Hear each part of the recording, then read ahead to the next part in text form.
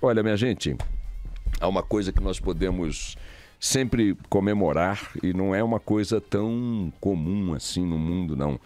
As instituições no Brasil estão funcionando, né? Então isso é importante, sério, né? Embora o resultado dessa salada que eu vou fazer agora nos coloque diante de uma alegria por este fato formal absolutamente necessário às democracias, que é o funcionamento das instituições, né?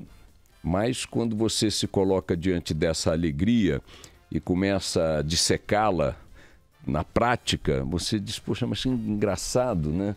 Está funcionando, mas eu estou com um desconforto aqui e outro ali. É como se você saísse de um check-up e o médico e os exames dissessem que você está ótimo, que está bem, está tudo certo, as artérias estão desobstruídas, o intestino funcionando, o coração batendo bem, fígado, rim, pâncreas, pulmão, está tudo certo e tal. Aí você sai do médico, mas fica com aquela coisa que não está legal e tal. É mais ou menos esse sentimento que eu tenho, a despeito de lidar com ele positivamente, porque o diagnóstico é um diagnóstico bom. Se você olhar à sua volta, para aqueles seus colegas da escola, lembra? Você já está com 65, 70, como eu estou. Alguns, infelizmente, já partiram daqui para outra melhor, ou será que pior. Outros estão carcomidos. Você vai naquela festa da escola, né? Eu tenho um amigo que não vai em festa de escola de jeito nenhum.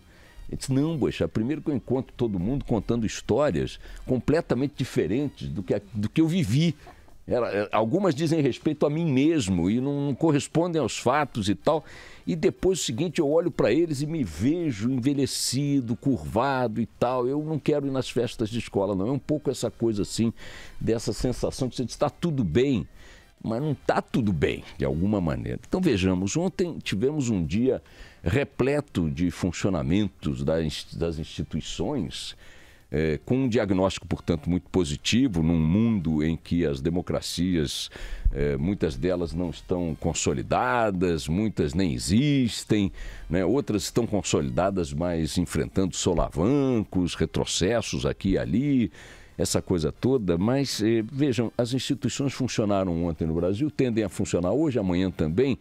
Mas vejam lá como é que o diagnóstico é bom e o estado físico do paciente, a sensação do paciente sobre si mesmo não é tão assim, né?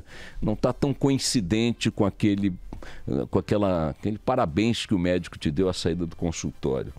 O Supremo Tribunal Federal ontem tomou várias medidas, todas elas fundamentadas nas mais sólidas arguições jurídicas, processuais, técnicas, etc. e tal. Então a instituição está funcionando. Dessas medidas resultaram os seguintes fatos. O senhor Eike Batista estava em prisão domiciliar. Já era uma maravilha, né? Aquela coisa de você ficar proibido de sair do Plaza Athénée em Paris. Você não pode sair do Copacabana Palace. É a prisão domiciliar desses caras. A prisão domiciliar do Eike Batista progrediu em benefício dele para o recolhimento noturno. Ele tem que voltar para casa de noite, mas durante o dia pode flanar tranquilamente pelo Rio de Janeiro, como eu, você e qualquer outro. Este mesmo benefício também atingiu Jacó Barata, um chefe de quadrilha de empresários de ônibus do Rio de Janeiro, envolvido em crimes de corrupção pesada, junto com outros comparsas de igual padrão empresarial. Leles, não sei das quantas, um outro criminoso, Leles Teixeira e tal, de uma quadrilha com alta atividade no campo da corrupção no Rio, no estado do Rio, e que chegaram a ser presos por ações deflagradas aí pela Justiça Federal, mas que agora também estão livres, não da prisão domiciliar, porque continuam obrigados a voltar de noite para casa, mas melhorou porque agora podem sair de casa durante o dia. Então tivemos melhora na situação penal de Eike Batista, melhora na situação penal da quadrilha dos donos de ônibus do Rio de Janeiro, que é poderosíssima.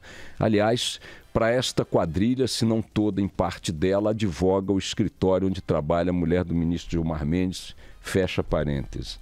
Também, com a instituição funcionando ontem, o Supremo Tribunal Federal aumentou a pena de Maluf, mas Maluf continua fora da cadeia pelos meandros, pelos artigos, pela idade, sei lá mais o quê, recorre em liberdade. O fato é que o crime, ou os crimes atribuídos a Paulo Maluf, que não são poucos e não são pouco claros, são explícitos, ou prescreveram porque não foram julgados até agora, e o que não prescreveu valeu-lhe uma condenação que, a rigor, não representa absolutamente nada.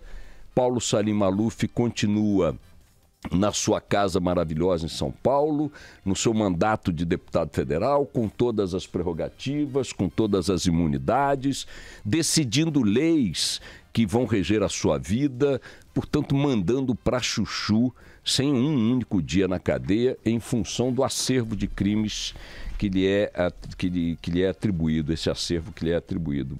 Também funcionando, a instituição Supremo Tribunal Federal livrou Renan Calheiros da acusação de corrupção e lavagem de dinheiro num dos processos que o ilustre senador alagoano está respondendo, e argumentou o Supremo mostrando a fragilidade das provas recolhidas pela Procuradoria-Geral da República contra o senador.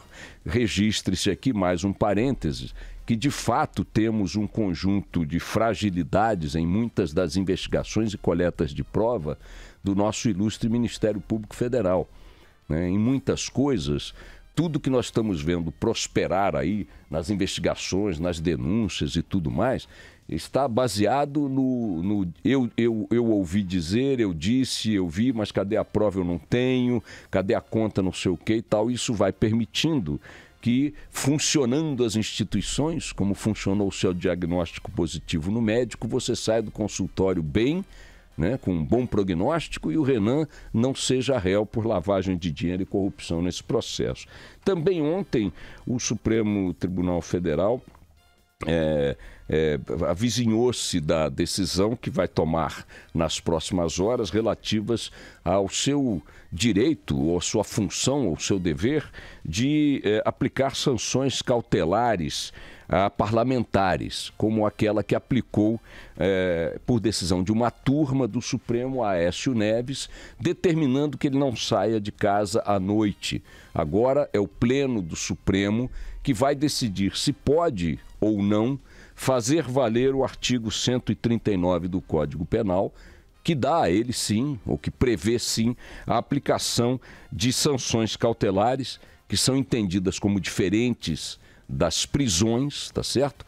A agentes públicos, parlamentares inclusive. Então, o Supremo vai decidir e caminha, ao que tudo está indicando, para decidir que não pode fazer essas aplicações de sanções cautelares, vai decidir se os parlamentares estão sob sua lei, sob suas determinações, ou se estas leis e estas determinações punitivas, eventualmente, ou sanções, como queiram chamar, serão aplicadas exclusivamente pelos próprios parlamentares, pelas próprias casas legislativas.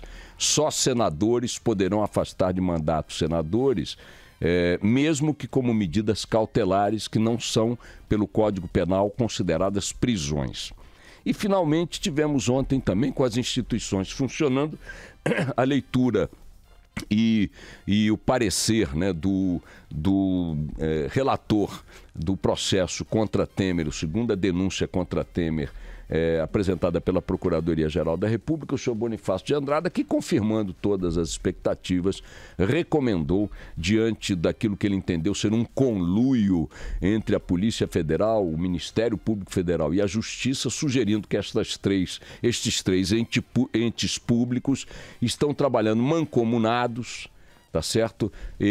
Em ações para atingir alvos que possam entender como prioritários, ou a partir de um acordo de interesses políticos entre essas instituições, a Polícia Federal, a Procuradoria-Geral da República e a própria Justiça, e ele entendeu que isso é um absurdo, que isso desequilibra o saudável equilíbrio de poderes e tal. Então o Temer também ontem livrou-se, até onde entende o relator do processo, de enfrentar aí esse processo que vai ser de fato derrubado pela Câmara. Então vejam, em um único dia tivemos 6 funcionamentos de instituições, assim como poderíamos ter 6 exames: sangue, fezes, ressonância magnética, ultrassom, raio-x, eletrocardiograma, que funcionaram perfeitamente. Você saiu de lá com um belíssimo de um diagnóstico, dizendo que tem mais 100 anos de vida. Isso é ótimo, né? Porque tem tanta gente morrendo precocemente. Mas quando tu sai do hospital, tu fica sentindo que alguma coisa não está no lugar. E não está mesmo. Não é possível que, para aceitarmos o pressuposto de que as instituições estão funcionando e que as leis estão funcionando e que a justiça está se fazendo, o resultado final seja esse festival de nada consta. Este festival de suas excelências preservadas nas suas liberdades, nos seus patrimônios e nos seus projetos de poder.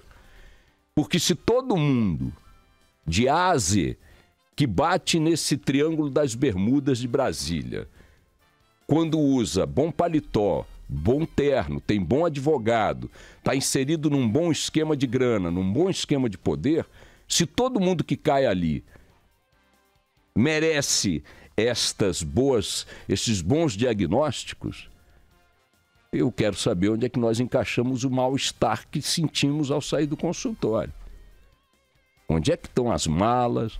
Onde é que estão os apartamentos repletos de grana? Onde é que está a corrupção nas estatais? Onde é que estão as contas na Suíça? Onde é que estão as gravações? Onde é que estão os flagrantes? Onde é que entra? Onde é que nós vamos encaixar o mal-estar que a corrupção produz no país?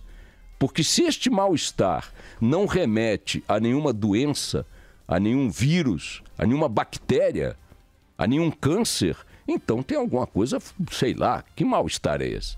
Como é? Ok que todo mundo é inocente. Viva o Ike, viva o Jacob Barata, viva o Maluf, viva o Renan, viva o Aécio, viva o Temer, viva tu, viva o rabo do Tatu. Mas onde é que eu boto o resto?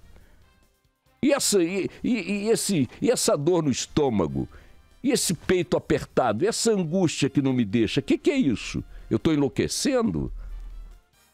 Vejam, hoje o Josias de Souza, a propósito dessa decisão que está na iminência de ser tomada pelo Supremo, e que parece que o Supremo vai de fato desautorizar a punição aplicada ao Aécio, vamos ver, não se sabe, mas a tendência é essa.